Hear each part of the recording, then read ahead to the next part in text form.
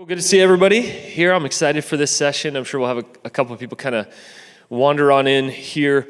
I want to start with my story for you guys. That this lays the context of, I think, why creativity and why process. So a warning, I am really practical. And so that doesn't make sense to a lot of folks because I'm also a pastor. I'm a dad of 4, though, which makes me really busy with really, really good things. But doing all kinds of things. I come from the backdrop of a writer, come from also the backdrop of a creative that hasn't fully made sense until just a few years ago about all the areas that I'm supposed to create in and kind of the root of that. So I am going to talk through 6 different things or areas, but I think what's more important than those principles is story. So for me, I was just over 30, which may feel ancient. It felt really, really young to me to be provided with a lot of these tensions, these issues of the creative life that hit me. So I'm just over 30, and at that moment, we had just adopted 2 kids, and so we'd gone from 0 to 2, so life was nuts, a third on the way, and I hit this crisis of creativity, wondering, how am I going to do this? So I had started into the writing process. I thought maybe, potentially, I wanted to be a writer. Raise your hand if you would identify as a writer. Raise your hand if someday you want to become a writer. Okay, so all I'll say is it's a really insecure thing, like any other kind of creativity. Because you form these things kind of on your own, and then someday you release it to the world. And so it can be a terrifying experience. And so I wanted to become a writer. Through this crazy slew of events, I ended up having 3 book contracts with 3 publishers before my first one was out. So I moved from a non-writer, I had to move to a serial writer or a repetitive writer really, really quickly. And so I want to trace back a lot of what I thought about creativity and then what I've had to learn and unlearn about creativity. Make sense? Cool. So that's where I'm going to head here. So that's the backdrop. And really what I asked in that season was, the question was, how do I do it? How do I go from not producing writing regularly, it could be any type of creative work regularly, to doing it? And that's really from the idea of aspiring to a creative life to living a creative life. So that's why I talk about the creative life as something that continues. And frankly, these were things that I wish somebody would have told me. Now, the caveat, I might not have listened, but I'm naively hopeful that you guys will listen and will think, oh man, here's some things I want to set myself up with. And I truly believe you can set yourself up with some of these things. All right, here's the first that I want to talk about is team. The creative life requires team. So some of you don't believe me. I probably wouldn't have believed me that it requires a team. And I thought, no, well, especially something like writing, right? It's a solitary activity. You get away, maybe in a coffee shop, maybe in an office somewhere, and you just do this by yourself. Not true at all. Some of the best things that I've been able to have a hand in have very little to do with me, but I get to sit on a very creative team. And so one of those that I just want to mention is this project. It's called The Weary World Rejoices. And this started as kind of a crazy idea that we had about Advent and repurposing Advent through the lens of creativity, through the lens of spoken word and poetry, to acknowledge we're in a really hard time in our world right now, but yet this is not as it should be, but we await Jesus. We await the coming King. And so what if we sort of collided with these different artists in this different space? So we have writers, we have poets that then reached out to other poets and got submissions. So December 1 to December 25, every day, a poem released either through social media, through this book that somebody else funded because they're part of our team. They said, hey, we want to send hundreds of these out to people. We had somebody that did an email drip system so it would get delivered in your inbox every single day at 8 o'clock, and we were able to drop hope bombs on the world for 25 days and build this expectation of Advent. It was beautiful. There is no way I could have ever pulled it off by myself. It just happened like Inception that God just gave me the idea of that. And literally what I said, I think just on the edge, I understand team now enough to say, if these people aren't in, I'm not going to do this. This may be an idea for next year at Advent, or the year after, or 10 years from now, or it just is a dream. But that's one of my markers. You're probably asking, should I take on this project, this idea?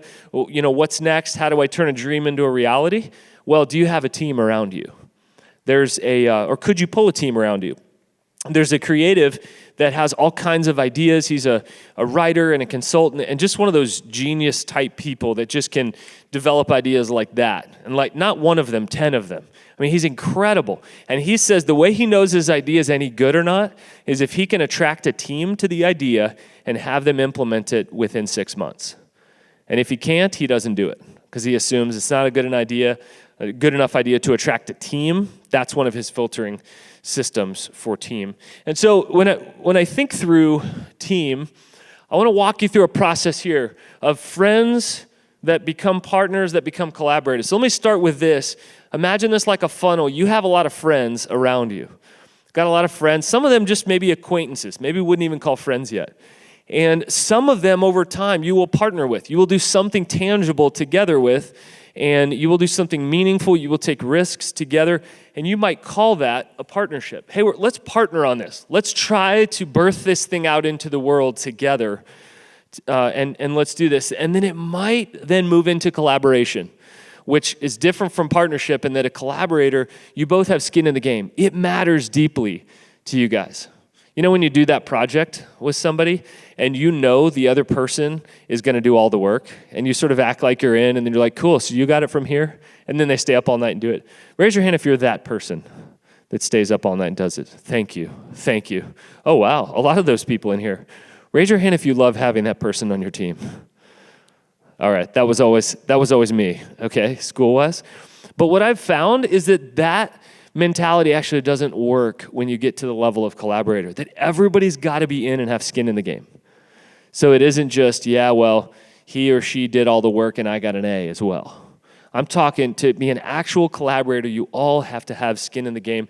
And I think that's what was so beautiful about this project. The Weary World Rejoices. We knew we all had to be in. We all had to bring our gifts to the table if we were going to feast of this banquet. And creativity is a banquet. By the way, a lot of these ideas come from my book, Everyone's a Genius, Unleashing Creativity for the Sake of the World. And so there is some overlap. This is a fresh perspective. I've never shared on this before. So really excited to kind of dig into these aspects of it. The next one, creativity requires structure.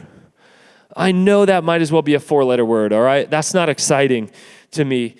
Raise your hand if you would say, if you had to choose between maybe more left brain analytical, I know we're both, hopefully we're a whole brain, left brain analytical or right brain creative, maybe a little more spontaneous. Who would say right brain here in this room?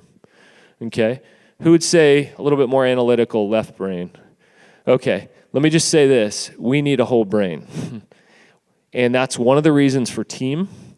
But if you would say you're more right-brained and you are more creative, then you need to push more into this one. And so this one, I'm a huge evangelist for this cause because I am more spontaneous. But the reality is if we don't build structure, we're not going to be able to build beautiful things along the way. And so with structure, this is the big question. If you want to produce anything of value, if someday you want to launch this ministry, if you want to launch this idea, this project, this process, this building, this space, whatever, you're going to have a creative process. See, creativity, you can get it in spurts for a second, but I think the lie is that, I'm just going to wait till it all comes to me. The more songwriters I know, the more that I know they don't just sit around waiting for that next song to come.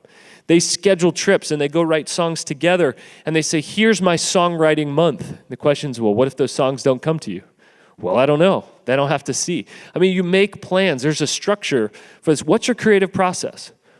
And I'm going to talk a little bit about this in the keynote, but every single serial creative, as I'd call them, that continues to create, continues to innovate, continues to do beautiful things, they've got a process. I don't really care what it is. I just care that you've got one, that you develop one. And so I'm going to talk just a smidge more about that. The next one is discipline, closely related to process.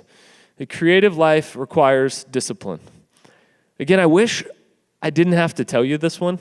It'd be way easier if it didn't require discipline and if you could just go in those short spurts. But unfortunately, it does. It requires the discipline to continue creating. And I think really what's beyond this is really, really important.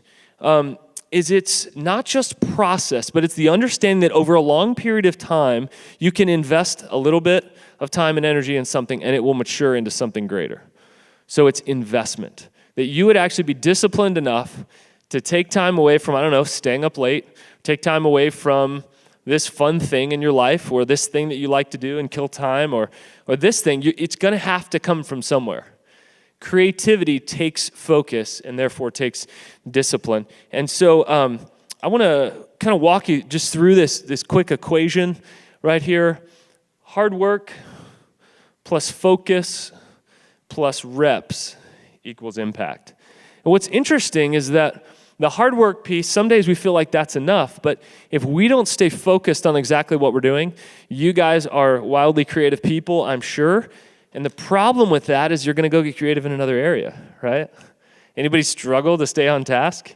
Yep, that would be me. I think distraction is becoming harder and harder in our culture today. I can look at my phone and forget why I went back to my phone. Ever do that? You go to your phone because you're like going to set your alarm for the next day. You're going to check one text or one email, and then you're like, come out of a time warp. Like, what was I doing in there for the last hour? What is going on? And that's the reality of this focus piece. And so it's hard work over, this is a period of time, right? To focus and then reps. You just got to keep going for it. Here's the reality. Whenever I write something the first time, it's not very good. It's just not. Just soak in that for a second. Like any creative that writes something at first, that writes a song, is working on a new piece, writes a new business plan, has an idea, sketches up a dream, it's not very good. And if it is, you're just a prodigy or that's just random and that happened. But the reality is my first pass is not very good at it. And so what I find myself doing is now understanding, okay, all I got to do is get it out on paper, right? This is hard work. I'm focusing here. I'm doing reps. And guess what? You're going to get better, like anything you have reps at. And then long-term, you're going to see an impact from that. Whatever you do, I believe that this is there. Now, it might not be the impact that you want. It might not be as big as you would desire. We often have these kind of skewed expectations, but you will see impact from that. Really important concentration. There's a book called Deep Work that's been hugely helpful.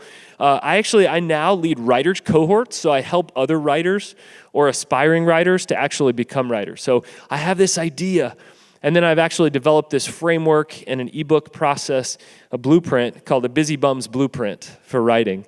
And I teach them this process to be able to leap and start there. So what's cool is that once you figure out your process, you can actually help other people with theirs. I want other people to be birthing their ideas into the world. And so this is really important to me. The next one, the creative life requires stealing. Wait a minute, we're not supposed to steal. What's the deal? All right, let me just say this, asterisks with proper citation, okay? So I'm not saying steal from anyone. I'm not saying don't document where it comes from. Here's the reality. Some of your stuff, you don't remember where it came from. You heard it from somebody when you were 14, and you've never forgotten it, and you just will say, somebody smart in my life said one time this thing. And so really there's two areas that we need to steal from other people. Number one, ideas and inspiration. We'll start there and we'll move up. Steal ideas and inspiration. Wherever you are, be driving down the road and something will come to you. Micah was talking about last night. It's beautiful. He's talking about, man, a shampoo bottle can be the start of a song. So be curious, look around. I keep this with me as well. Sometimes, notes on your phone work, but I keep this with me to sketch stuff and to think about ideas or to capture a word, go, ooh, there's something there. Curiosity is going to lead you to your next idea. You're looking to steal ideas. I went to this art gallery opening one time. I went to support this gal from our church, and she was a senior, and she's doing this just incredible art presentation and was like summing up her 4 years. And I got like half a book idea from that right there. I mean, it was beautiful. I got so many ideas, and I've actually kind of copied that, repurposed that in some different ways with people starting churches and starting ministries and starting art processes and whatnot. And so wherever you go, you're stealing ideas and inspiration from that. I'm in Colorado, so I love creation. So I'm going outside and I'm getting an idea and going, oh man. So steal from the natural, steal from the sunset, steal from a conversation. I'm a kinesthetic learner, so man, if I go out for a jog or a hike or a run, probably something good's going to come to me in that time. Steal time from other areas in your life. You can't live a creative life if you just keep stuffing things into the bag of your life. It was already full of potatoes, and I'm just going to stuff a few more in and see what happens. You know what's going to happen? You're going to drop it, and all the potatoes are going to fall out of the bag. It's called burnout. It's called stress and overload and anxiety. And guess what happens? When you get that stressed, you cease to produce anything creative. So there has to be space in your life. So that means if you're going to start something new, you need to take something from another area of life. I do this with clothes. For me, it's a little discipline. But even if I buy a shirt at a thrift store, I go to my closet and I take one out. And I send that one to the thrift store. It better be good enough that I spend both the time on it and that one space in my closet on it. Because I don't want to have to purge someday and go, oh man, where did I get all these clothes that I don't wear? So what does that look like for you to be able to steal time from one area of your life? And I would say probably siphon is a better word. Siphon it from one area. What's not fruitful in your life? And if you want to be able to launch this, you're going to have to say, that is what I'm investing it in. Right there. You can't do everything, which is hard as a student. You can't do everything. This has been super helpful for me to say, you know what, I've lost touch with a lot of sports.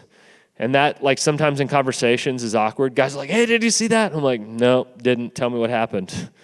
And so I love watching the Olympics because I can do it with my kids. It's been really fun. Watched curling before bed last night, by the way. Still don't know what it's all about or how you'd get good at it, but I'd kind of like to take some guys to go play some curling for a guys' night. But you can't do everything. You can't keep taking from somewhere else, or you can't keep doing something without taking from somewhere else. So hopefully that makes sense to you guys. That's super, super important. You've only got so much in you, and that's part of the discipline. You'll see these kind of repeating. A true medium. All right, what do I mean by this? The creative life requires a true medium. Are you a visual artist? Well, maybe. Are you a designer? Well, maybe. Are you a writer? Maybe. Are you a speaker? Maybe. It's hard to know these things without actually pushing into them and trying. Let me just say this. I've been drawn to about every medium you can imagine as a creative, and most of them have disappointed me. Because I get to the bottom of them. I get really excited about graphic design, and I'll get the training and the program, and I'll push into it for a season and then just hate it. Anybody ever done that before? We're like, this is my next thing, and then suddenly I just hate it. And the same might be true of you if you've ever tried to write over a long period of time or blog. Or, most people start and stop and quit and all that. What I realized is that I don't think I've found my true creative medium. And I'm going, what's below this? I've always written songs and played the guitar, and I've always done, some form of drawing. I fell in love with painting for a season, but eventually my love for that dried up. What I found is my true medium is actually the hearts and souls of people. So then it takes pressure off. Because as I'm speaking to you guys today, it's not even about the craft of speaking. It's about the canvas is your guys' hearts and souls. And that has led me into coaching and consulting, because leaders and individuals and teams, how do I write on the canvas of their souls? Is this making sense to you guys? And what's really important is sometimes we think the thing is the thing, but it's not the thing. It's just a pathway to the thing. It's just that, man, I think I like graphic design because it can actually express a concept or an idea in one image that then somebody can understand. And so whatever that is for you, you've got to kind of find your medium, your mojo, and as you eliminate things from your life, think about minimalism, essentialism, those are big words right now that people are throwing around. How does this activity point to my true medium? And then I dare you to say no to things that don't. Because there's a ton of good things in our lives. And there's very few right things. What's your right next step? And maybe you don't know it now. It's okay. Don't put the pressure on yourself at this age to know it. But begin to ask, what is my true medium? And then, why would this activity point to that? And those are the kind of things that allow me to say yes or no. That's why I'm here this weekend instead of home with my wife and 4 kids.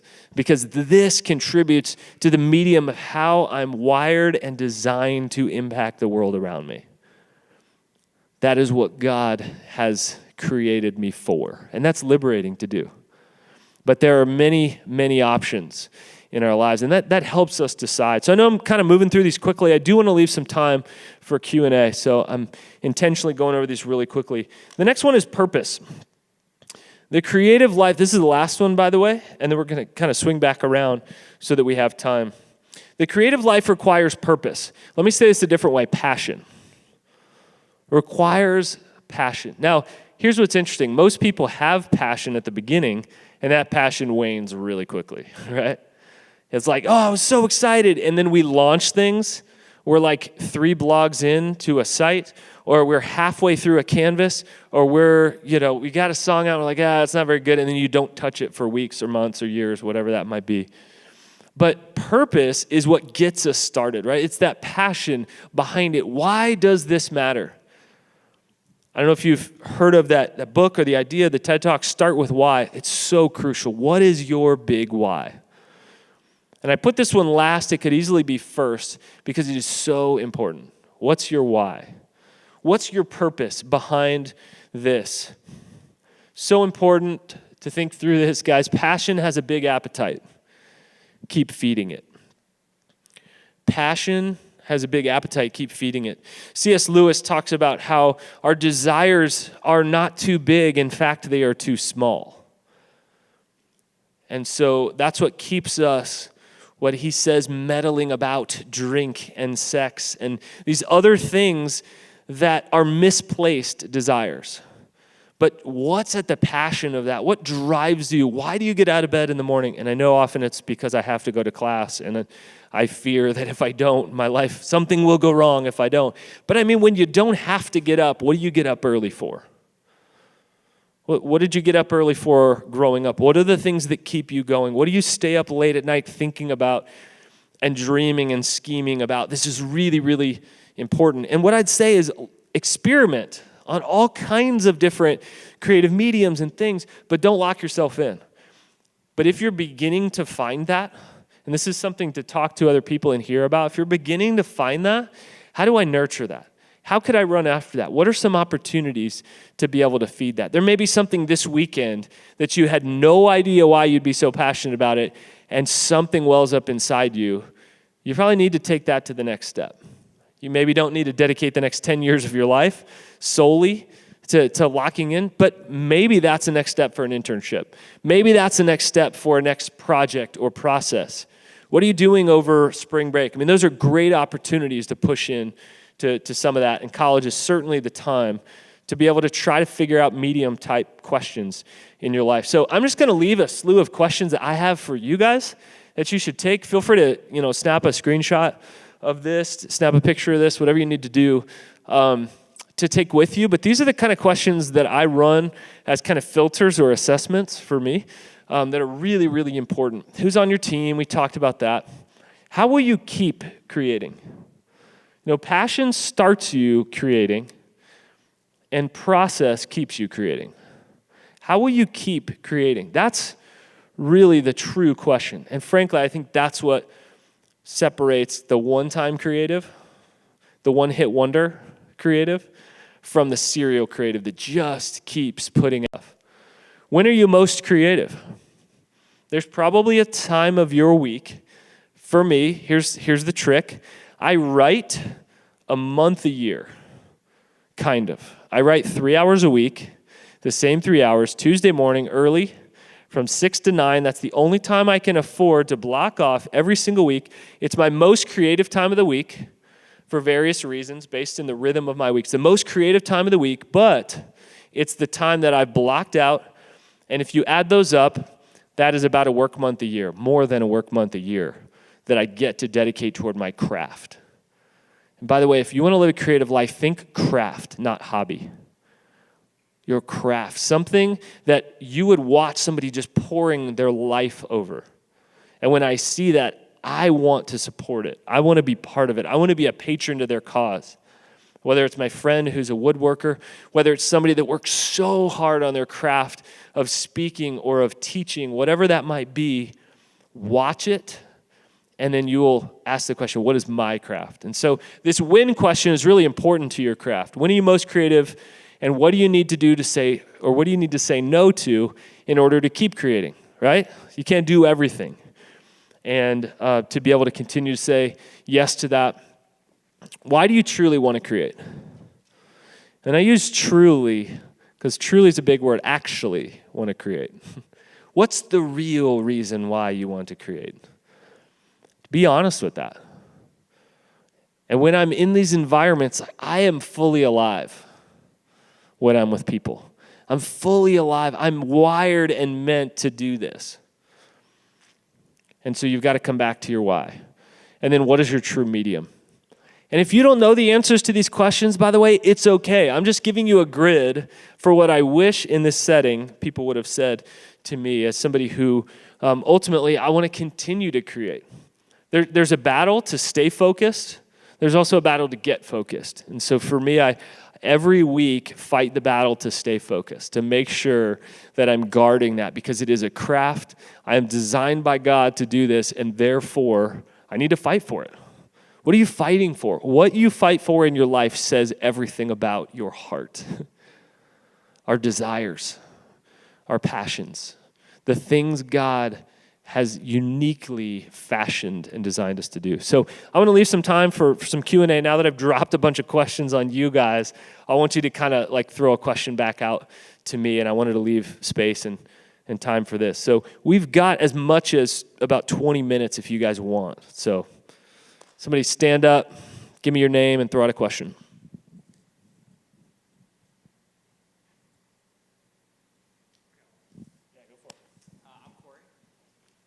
Hi, Corey. When you're talking about finding your true medium, how do you know when to lean into something more or just kind of like let it go? Because you were talking about how you like tried some different things. Great question. Lots of people asking that, so thanks for leading with that. Corey said, how do you know whether it's time to push into it more or to let it go? There's no easy answer to that, but I would look for fruit. I would ask the fruit question. The fruit could be in you, it could be internal. Say, man, when I'm doing that, I am fully alive. And it could also be then the external or a combination of both. Now, I think the trick is, like, what about that guy that just is 58 years old and still in a garage band that he was in high school? Like, maybe that makes him feel fully alive, but he probably shouldn't get started on his career at that point and go out and try to start playing clubs at 58 years old. And so if that's what makes him feel fully alive, then he needs to stay in his garage band and he needs to keep jamming on his Les Paul or whatever out there because that makes him feel fully alive. But often the mistake we make is we make an internal fruit assessment and say, well, because that is really good for me, then that means it's connecting deeply with the world and I need to sort of go sell my idea to the world. Does that make sense? So there's internal and then external. I think passions are maybe an indicator of that. And I think indicators may be the right word. There's a constellation of things. It's never clear or written on a billboard. But we've got to push into things. Who was talking about it earlier? I think it was Jesse. He was saying, build a culture of curiosity in your life. I think Micah alluded to that. I mean, curiosity points the way to a lot of different things. And so really, I've always been curious, how do people start creating stuff and keep creating it? Because I struggled beyond that first moment of inspiration. Like, how does someone learn to create one time and then do it again 10 times and 20 times and 30 times? Like one of my mentors who, is just crazy successful what they've done. He's written 52 books in his lifetime. And I was like, how do you write 52 books? And I was curious about it. I couldn't let it go. Well, it turns out that's part of what I, in this next season, am really dedicating a lot of my spare time to, is actually helping people figure out how to create something and then continue creating and adding value and sort of dropping value and hope bombs on the world in that. So hopefully that gives you a couple things, at least to point that direction. Sometimes you realize you continue to do something and you're just dry. And you go, man, I think I need to either leave that for a while or I maybe need to leave that for good. And I think one recipe for burnout, there's a lot of them. There's a lot of good burnout recipes out there these days, by the way. You can find them on Pinterest and other online sites. One recipe for burnout is to do a bunch of good stuff and none of it be great. And so I think good is the enemy of great, not bad. It's pretty easy to see bad work, and if we're any bit self-aware, we can be like, yeah, that wasn't any good, and that's embarrassing. I don't want to put myself through that every single time. But the good stuff, often, most people, I think, are full of good stuff in their lives, but maybe none of it is bearing fruit or really truly bringing us making us feel alive, bringing hope to other people in that. So I would look at those maybe as like pointing toward that, signs, a compass, think about it in that direction. And then the second one, if you want to gauge some external fruit, you ask other people who love you and will be honest with you and say, hey, what do you see me being awesome at? Be ready for them to say something different than you want them to say. So like hospitality has always been a big one for me. Love what Matt was talking about, the idea of hospitality versus fear. And so now we do a lot of neighborhood ministry stuff, and I love dinners and banquets and having the opportunity to invite people a little bit closer. Like that's beautiful for me. But I didn't know how to make sense of that until people said, man, we feel really at home when we come into your house. We love spending time with your family. You guys are so relaxed when we're around you. That was an arrow pointing to something that I should be doing more of. So, great question, Corey. Who else? What else? I've got a question. My name is Sarah. Hi, Sarah. Did you always, like your whole life, have you seen yourself as a creative, like from a very young age, or was there a point of process when you started like realizing how God wired you that way and stuff like that? Great question. Have I always seen myself as a creative? The easy answer is no, because there was one word for it growing up, and it was artist. And the artists were the weird kids at my school.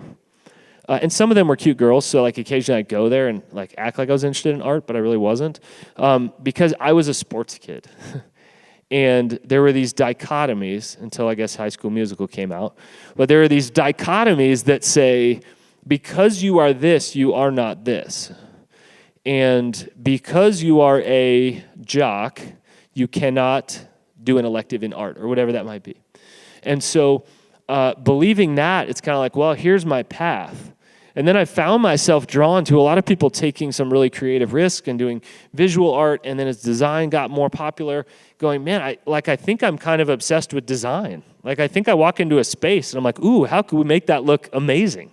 And started to build things. And so, no, it was hard. I had to sort of go in the back door, and I never would have signed up for a design class. I think when I was here at Taylor, I think I signed up for one drawing class, just like as a dare. Like people were like 10 guys from our wing were like, hey, we should do a drawing class. Like that'd be kind of fun together. And it was. And it tapped into something where I'm like, whoa, like this is awesome. I love it. This is actually my most fun class I look forward to. I can't wait. So what's going on here? So it actually took me probably till I was about 24 to begin to own that, because I had to unlearn some things based on here's your track and it's nothing else. I also, being a pastor, I don't think we in the church, that's why I wrote Everyone's a Genius partially, I don't think we in the church have seen how powerful the arts can be in connecting us with the hearts and souls of people. And so I didn't even know the why behind artistry and creativity being so important. And so, yeah, I think we need people and time sometimes to make sense of who we are. And when we look backwards, our calling makes a whole lot more sense than when we look forward. And so are there markers from your past? And that's why I say, what did you get out of bed for when you were 14? Like when you wanted to be lazy about everything else in life, what was the one thing that you cared to do so well and so perfectly? In that, I've always built businesses. That's just what I've done since I was a little kid. I'd have like $1 and figure out how I could make 5. And so God has wired me as an entrepreneur. He just has. And so I'm always going to be spinning out side businesses. And when my kids are 12, I teach them to start a business. And then I back out of that. And so my daughter and I have a cold brew coffee business. It's amazing. She's making bank. And it's fun to watch and to back off of, and to see them become the people God has created them to be, and at least experiment in that. So does that make sense? There's never a perfect recipe. I wish I could give you that. It'd be like a 5-minute presentation and drop the mic, but that's just not the reality. So who else?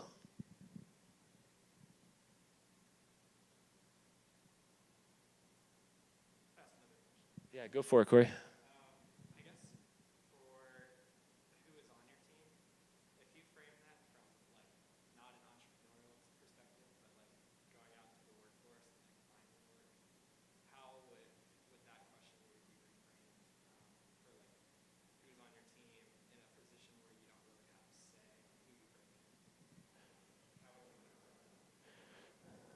Okay, great. I think I understand the question. Corey's asking about maybe sometimes we have control over the team and other times we don't. Is that kind of what you're getting at? How do we know who's really on our team? There's different kinds of teams, which I think is really important. And there are several teams that I'm on, and sometimes you end up on a team, and then you have to make the best of that team. Sometimes there's a team that will form around you and that you really have to push into and help develop them. Think about a band. I mean, I love to hear the stories like how did a band form and develop, because really good bands have all these pieces of it and just a beautiful, if they've gone for any amount of time, they've worked through conflict and they've figured out what part of that do they own in that. And they usually have just a strong culture of team of I need you in order to be the person that God has created me to be. So first of all, you will never live into team if you don't actually believe that you don't possess everything you need to succeed.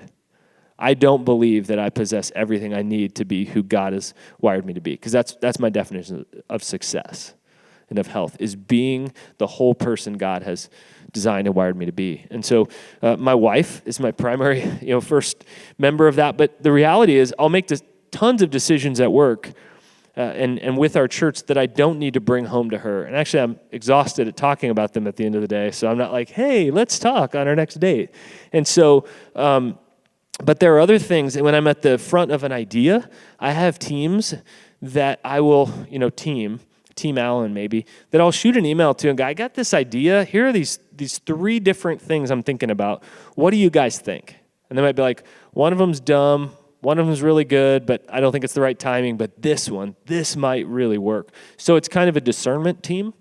I've got a team of people I talk to before I go speak somewhere else or give up my time because it's so precious to my family. And I help them say, hey, does this seem to fit into my priorities in that?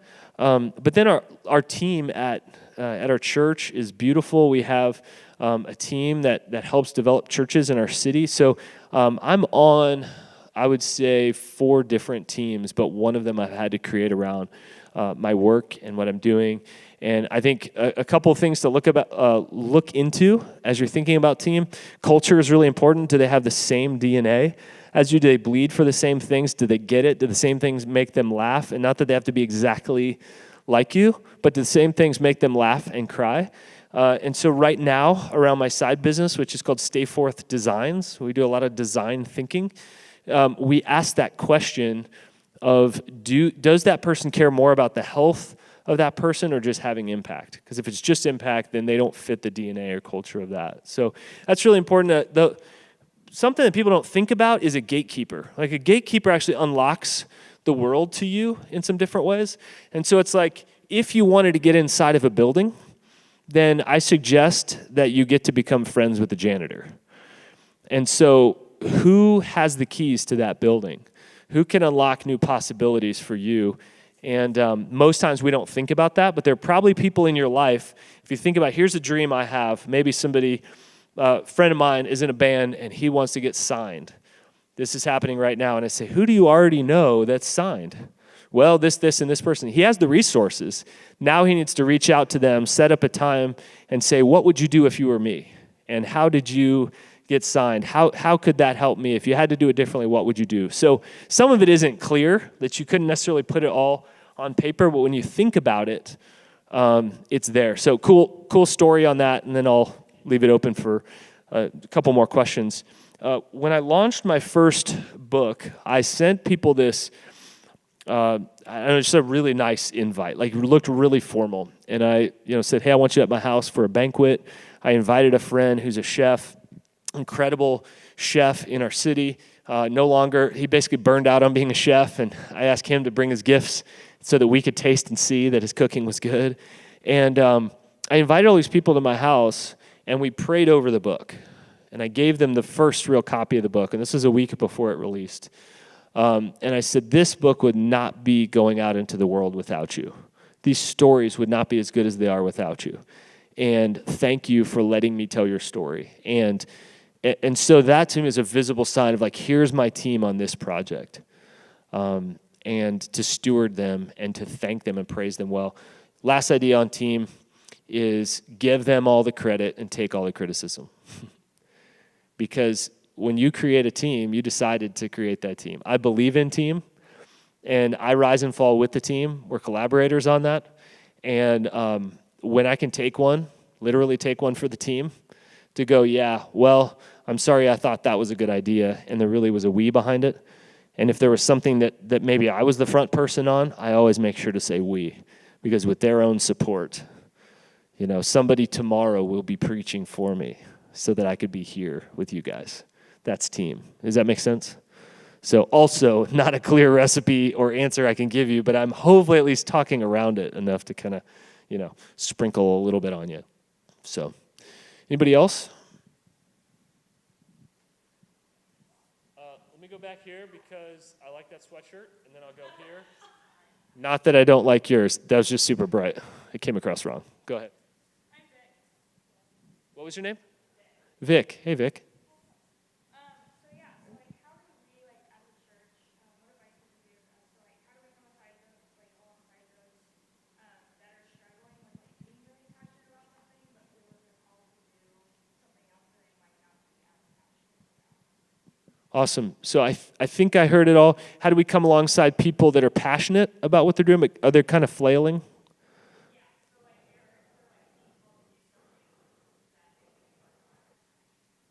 Oh, if they're being called to do something they're not as passionate about. Okay. That's tricky. I think the biggest thing we can do is to help people discern who God has uniquely wired them to be. I think there's all these internal sabotage fears that we have. Most of the battle we're fighting is internal. We're usually not bumping up against real things externally. Even when we do, we blame it on the external. But like, oh man, let's use my friend who wants a songwriting contract to say, oh man, well, I got rejected by these two publishers, so that means I'm not a good songwriter. He's taking the battle back into something on himself. So make sure that they're not necessarily bumping up against gifting, but against fear, like often that's the case. And then to say, they might not know, but how can I support you in this? And it could be as simple as encouragement. It could be as simple as, maybe they found something that's 8 degrees off of what they need to be doing. It's not 180 degrees off. They're not going the wrong direction. It's not wrong, but they're just in the wrong direction, or they're just off the path a little bit. And you could say, well, what if it could go this way? So I think discerning could be really helpful, and say, sometimes you need to slow people down, and sometimes we need to help speed people up a little bit. And that's hard. And I realize if people don't want to go, they're not going to go. But at the end of the day, like, it's hard to watch passionate people continue to hit heads against the wall. And if they're not passionate about it over time, then maybe they're not supposed to be doing it. Maybe they are, maybe they're not. And so I think to ask some hard questions, I think we assume a lot. We often move from dream session to strategy session. And there's a lot in between that. To say, hey, just because we brainstormed an idea, most of those ideas won't work. But maybe there's one or two of them that we're supposed to discern and walk down that process. So we usually have the passion and no process, or we usually have the process and no passion. And the real trick is, how do we put those two together? Well, I think we need people around us. We need team that can make that happen in different ways. So I hope that answered that just a little bit, but just letting people know that you see them, that you appreciate them. I think affirmation is the greatest thing we can bring to people, to say, you matter, I see what you're doing, you are wildly gifted, you're awesome, like, keep going. It's amazing, by amazing I mean heartbreaking, the little amount of encouragement there is in our culture today. And so it breaks my heart, actually. So how am I supposed to have the confidence to do anything if I feel like every single person in this world is against me? And usually people just need one or two people in their corner. The heartbreaking thing is most people leave positions. They've done studies. Most people leave positions, even high positions of leadership, CEO type positions, because of one or two negative voices in their life. Isn't that crazy to think about? Like, Satan wins if we do that. But I think the opposite can be true. One or two champions in your life feels like you can take on the world. Me, Jesus, and my aunt, or whatever that looks like, we're in. So, great question, Vic. Right here. Hi, I'm Kaylee. Hi, Kaylee. My question would be, in your pursuit of creativity in your life, how have you dealt with pushback, or I guess going off what you said, like those negative voices, and how have you learned to personally deal with that? Great question, because we all have to. How have I learned to deal with negative voices? Realize they're normal. They're not evil. And so it's often like somebody just saying, I mean, anything. Let's use our adoption process even. Something that is so spiritual and deep and has been in my wife's bones since she was 16 years old. People care about us and love us, and they don't understand the risk, and so they're going to push up against it. So actually, their love and care for us is the very reason that they're pushing against it. Excuse me.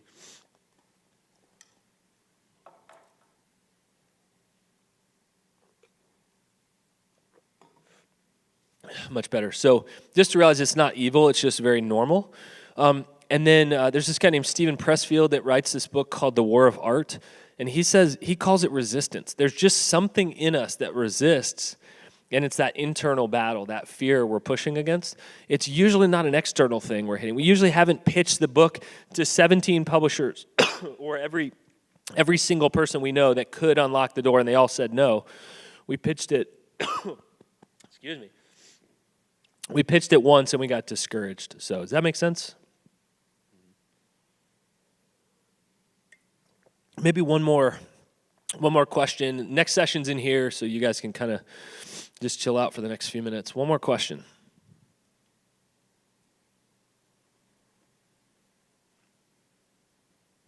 Anybody in the back want to dare ask one?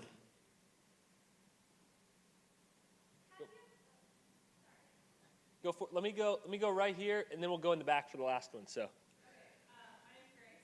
hi, Grace.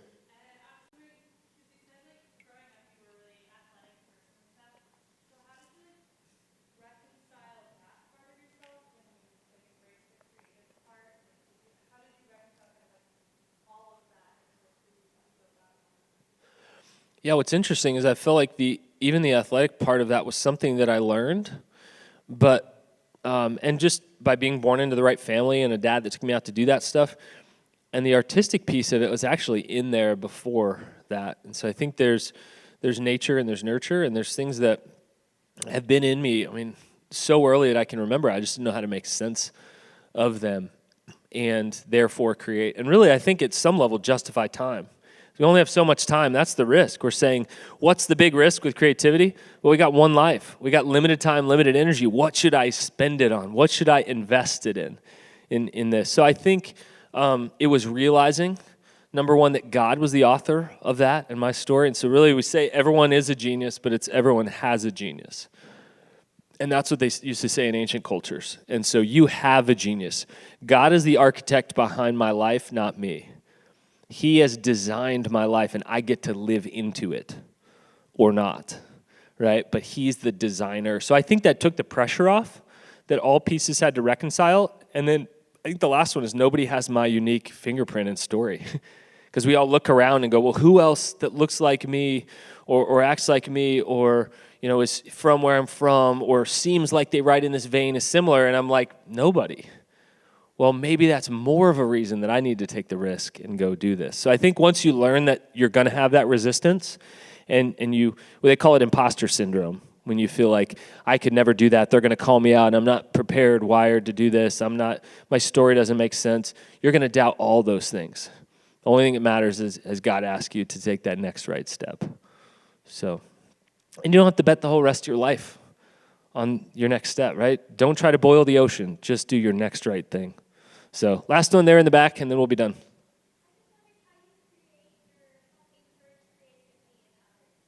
How do I help encourage creativity in others? The most simple way would be catch them doing something awesome and tell them to do more of it. Because the things we do most natively or most naturally, we don't even realize we're doing. I call it the divine breeze. It just flows through us. I spoke in chapel here in the fall about that, the divine breeze. When you're doing something so naturally, the irony is you're killing it, but you don't even know you're killing it because you're just doing it. It's just you're doing what you are designed to do, and then other people hold up a mirror and say, whoa, that's amazing. Whatever you're doing, you need to do more of it. And I love to share a story. There was a I taught here, just down the road from here. A ninth grade girl came up to me. This is my freshman year of college, and the talk probably was not great, honestly, because I wasn't organized and the content wasn't great and all that. But she came up to me afterwards, very quiet girl, and she said, "I don't know what you plan on doing the rest of your life, but you need to do more of that." And I thank God for that girl who had enough guts to come up and tell me that, so that I could say, wow, it actually matters. Because often we feel like it doesn't matter to anybody else. So thanks for that, guys. Thanks for asking questions and being here, spending your time in this session. I'll be around, kind of hanging out down here at dinner and after the last sessions and all that. If you want to talk about your idea, I love doing this, brainstorming a little bit, come up and talk to me. So thank you guys for being here, and this session will be here in about 5 minutes.